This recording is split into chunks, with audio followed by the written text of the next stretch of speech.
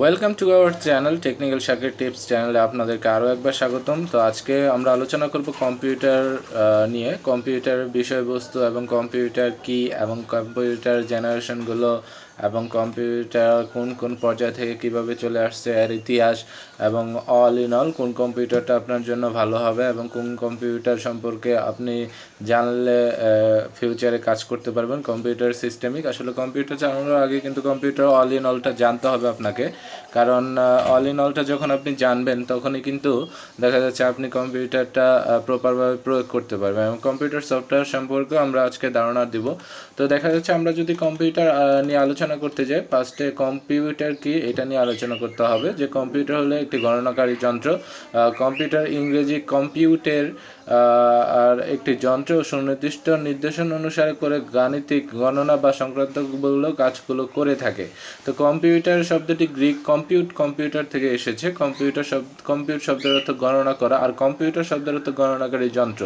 কিন্তু এখন আর কম্পিউটার শুধু গণনা করে থাকে না, এর বিস্তৃতি অনেক চলে গেছে। পশ্চিমবঙ্গে প্রথম কম্পিউটার আসে 1968 সালে। যদি আমরা ইতিহাস সম্পর্কে ধারণা নিতে যাই তাহলে 1968 সালে কিন্তু কম্পিউটারটা চলে আসে।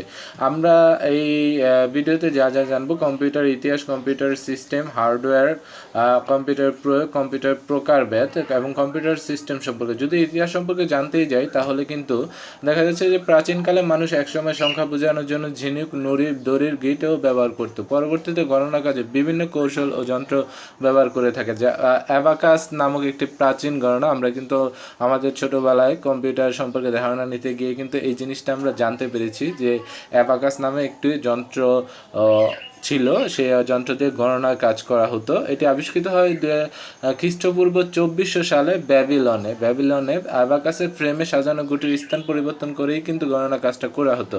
খ্রিস্টপূর্ব 450 থেকে 500 অব্দে মিশরে বা চীনে গণনার যন্ত্র অ্যাবাকাস তৈরি হয়। মানে মিশরীরা যে আগের থেকে অনেক ডেভেলপমেন্ট, তাদের কিন্তু এই অ্যাবাকাস যন্ত্রের মাধ্যমে বোঝা যায়। যদি আমরা ইতিহাস আরও কাটতে যাই তাহলে 1616 সালে স্কটল্যান্ডের গণিতবিদ জন নেপিয়ার গণনা কাজে ছাপা, দাগ কাটাকাটি এবং দণ্ড ব্যবহার করতেন।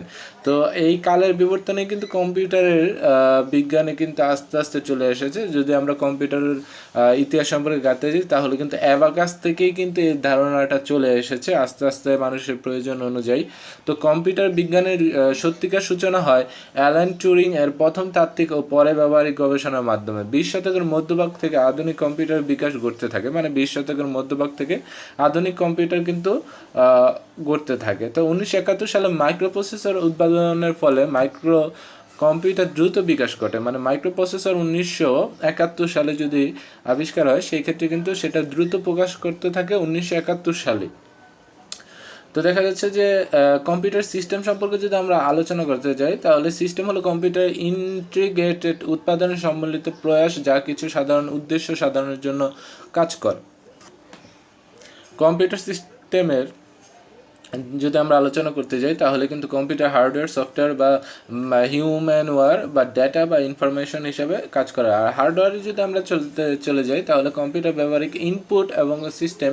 ইনপুট যন্ত্রপাতির মধ্যে কী কী পড়তে পারি? Keyboard, mouse, disk, scanner, card reader, digital camera ইত্যাদি, আমরা যেটা সচরাচর দেখে থাকি। এখানে হলো ইনপুটের যন্ত্রপাতি, হার্ডওয়্যারের ইনপুটের যন্ত্রপাতি হলো এগুলো। আর সিস্টেম ইউনিট কোনগুলো? Hard disk, motherboard, AGP card, RAM. তারপর আউটপুট যন্ত্রপাতি কোনগুলো? Monitor, printer, disk, speaker, projector, headphone ইত্যাদি। আর যদি আমরা কম্পিউটার সফটওয়্যার সম্পর্কে ধারণা নিতে যাই, সমস্যা সমাধান বা কার্য সম্পাদনের উদ্দেশ্যে কম্পিউটার ভাষার ধারাবাহিকভাবে সাজানো নির্দেশমালাই হলো কি? প্রোগ্রাম বা সমষ্টি, যা কম্পিউটার হার্ডওয়্যার ও ব্যবহারকারীর মধ্যে সম্পর্ক সৃষ্টির মাধ্যমে হার্ডওয়্যার কার্যক্রম করে, তাকেই সফটওয়্যার বলা হয়। তো সফটওয়্যার সম্পর্কে আমরা কি জানতে পারলাম? যে সফটওয়্যার হলো সমস্যা সমাধান বা কার্য সম্পাদনের উদ্দেশ্যে কম্পিউটার ভাষার ধারাবাহিকভাবে সাজানো নির্দেশমালা। এটা হলো প্রোগ্রামই হলো সফটওয়্যার। দুইটা ভাগ আমরা যদি ভাগ করি তাহলে সিস্টেমিক সফটওয়্যার বা অ্যাপ্লিকেশন সফটওয়্যার। সিস্টেমিক সফটওয়্যারগুলো কোনগুলো? সিস্টেমিক সফটওয়্যার কম্পিউটার বিভিন্ন ইউনিটের মাধ্যমে কাজের সমন্বয় রক্ষা করে ব্যবহারিক প্রোগ্রামের নির্বাহের জন্য কম্পিউটার সার্বজনীন স্বার্থকে নিয়োজিত থাকে। সিস্টেমিক সফটওয়্যার হলো কম্পিউটার বিভিন্ন ইউনিটের মধ্যে কাজের সমন্বয় গঠন করা। অ্যাপ্লিকেশন সফটওয়্যার কি? ব্যবহারিক সমস্যা সমাধান। যেমন অ্যাপ্লিকেশন সফটওয়্যারের মধ্যে আমরা মাইক্রোসফট উইন্ডো, আপনার কি বলে এটাকে, যে বিভিন্ন ধরনের সফটওয়্যারগুলো কিন্তু আমরা দেখি, সেখানে কিন্তু সিস্টেমিক সফটওয়্যার এবং অ্যাপ্লিকেশন সফটওয়্যারগুলো মাস্ট থাকবে। আর হার্ডওয়্যারের মধ্যে যদি আমরা যাই, কম্পিউটার একটি কম্পিউটারের সকল ভৌত অংশ এবং যেগুলো কম্পিউটার বিভিন্ন ধরনের কাজের সঙ্গে কোনো না কোনোভাবে যুক্ত হয় সেগুলোকে হার্ডওয়্যার বলে। এই অংশগুলো ইনপুট নেওয়ার কাজে, ডেটা প্রক্রিয়াকরণের কাজে, আউটপুট দেওয়ার কাজে, ডেটা সংরক্ষণ বা কার্য নিয়ন্ত্রণে কম্পিউটার সাহায্য করে। হিউম্যানকারী বা ব্যবহারকারী যদি বলি, ডেটা সংগ্রহ, প্রোগ্রাম বা ডেটা সংরক্ষণ ও পরীক্ষাকরণ, কম্পিউটার চালানো, তথ্য প্রোগ্রাম লেখা, সিস্টেমগুলো ডিজাইন ও রেকর্ড লিপিবদ্ধ এবং সংরক্ষণ, সফটওয়্যার বা হার্ডওয়্যারের মধ্যে সমন্বয় সাধন ইত্যাদি কাজগুলোর সাথে যুক্ত সকল মানুষকে একত্রে হিউম্যানি বলা হয়। ডেটা বা ইনফরমেশনটা কি, যদি আমরা তো আলোচনা করতেছি যে ডেটা বা ইনফরমেশন, এখন যদি আমরা বলতে চাই ডেটা বা ইনফরমেশনটা কি, ইনফরমেশন বা তথ্যের ক্ষুদ্র এককে ডেটা বলা হয়। ডেটা হলো সাজানো নয় এমন কিছু বিশৃঙ্খল ফ্যাক্ট, মানে র ফ্যাক্ট, যেটা প্রধানত দুই রকম, যেমন নিউমেরিক ডেটা বা সংখ্যাবাচক ডেটা, যেমন 25, 100, 456, 125, 456 ইত্যাদি। তারপর আমরা যদি অনিউমেরিক ডেটা সম্পর্কে দেখি, তাহলে কিন্তু মানুষ, দেশ ইত্যাদি নানা জীবিকা, জাতি কিংবা ছবি বা শব্দ এবং তারিখের প্রকৃতি। অপারেটিং সিস্টেম সম্পর্কে যদি আমরা আলোচনা করতে যাই, অপারেটিং সিস্টেমটা কিন্তু অনেক আগের থেকে আছে। আমরা কিন্তু ফার্স্টে কিন্তু ডস ইউজ করতাম, তারপর কিন্তু উইন্ডোজ 95 আসলো, উইন্ডোজ 98 আসলো, তারপর উইন্ডোজ 2000, ইউনিক্স, তারপর মিস্ট operating system, Debian, Fedora, Macs. আসলে ম্যাক্স এ ওয়ার্কসের পরেই কিন্তু উইন্ডোজের আবির্ভাব ঘটে। যেমন যখন আমরা ভালো একটা জেনারেশনে যাই, মানে ভালো একটা জেনারেশনে পড়তে থাকি, তখন কিন্তু Windows XP, Windows Vista, Windows 7, Windows 8, আমরা কিন্তু এখন উইন্ডোজ 7 প্রচুর পরিমাণে ইউজ করতেছি, উইন্ডোজ 8, উইন্ডোজ 8.1, এখন বর্তমানে কিন্তু উইন্ডোজ 10ও চলে আসছে। আর আরেকটা আছে যে লিনাক্স। আমরা কীভাবে প্রয়োগ করি, মানে কম্পিউটারটা কীভাবে প্রয়োগ করা হয় যদি আলোচনা করতে যাই, তাহলে কম্পিউটার রয়েছে প্রচুর ব্যবহার। ঘরের কাজ থেকে শুরু করে ব্যবসায়িক, দৈনিক, বৈজ্ঞানিক ইত্যাদি নানা ক্ষেত্রে এর অপরিসীম ব্যবহার করা হয়। সর্বোপরি যোগাযোগের ক্ষেত্রে এটি কিন্তু অনন্য বিকল্প। তো ভূগোলে কম্পিউটার ব্যবহার কি, জিআইএস কম্পিউটার, জিআইএস প্রযুক্তির ক্ষেত্রে কম্পিউটার ব্যবহার করা হয়। এই প্রযুক্তি কম্পিউটারের সাহায্যে মানচিত্রে বিভিন্ন তথ্য যুক্ত করা হয়।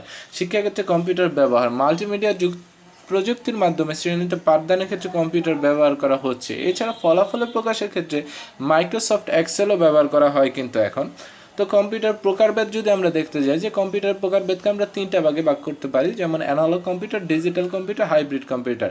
আকার, সামর্থ্য, দাম ও ব্যবহার গুরুত্বের ভিত্তিতে ডিজিটাল কম্পিউটারকে আবার 4 ভাগে ভাগ করা যায়, যেমন micro computer, mini computer, mainframe computer আর সুপার কম্পিউটার। মাইক্রো কম্পিউটারকে আবার 2 ভাগে ভাগ করা যায়, ডেস্কটপ, ল্যাপটপ। দেখা যাচ্ছে যে বন্ধুরা, আমরা কিন্তু এখন অতি সহজেই ডেস্কটপ বা ল্যাপটপে যদি কাজ করতে যাই, দেখা যাচ্ছে যে আমরা যদি অফিসিয়াল বা আমাদের কিন্তু ট্যুরে থাকলে কিন্তু আমাদের ল্যাপটপটা অনেক কাজে লাগে। তো আজকে আমরা দেখা যাচ্ছে যে আমরা আপনাকে ডেল সম্পর্কে ধারণা দিতে পারি, বা আরেকটা জিনিস সম্পর্কে ধারণা দিতে, যে কম্পিউটার সফটওয়্যারগুলো, ঠিক আছে, সিস্টেম সফটওয়্যার, কম্পিউটার সফটওয়্যারকে 3টা ভাগে ভাগ করা যায়, যেমন system software, program software, application software. Application সফটওয়্যারগুলো তো আমরা আগে আলোচনা করেছি। দেখা যাচ্ছে যে আমরা যদি একটু অ্যানালগ কম্পিউটারের দিকে যাচ্ছি, অ্যানালগ কম্পিউটার যদি দেখা যায় যে কম্পিউটার একটি রাশিকে অপর একটি রাশির সাপেক্ষে পরিমাণ করতে পারে, তো সেটাই হলো অ্যানালগ কম্পিউটার। এটি উষ্ণতা বা অন্যান্য পরিমাণ যা নিয়মিত পরিবর্তিত হয় বা রেকর্ড করতে পারে। মোটর গাড়ির বেগ নিয়ন্ত্রণ যন্ত্র অ্যানালগ কম্পিউটার একটু উৎকৃষ্ট, মানে মোটর গাড়ির যে বেগ নিয়ন্ত্রণ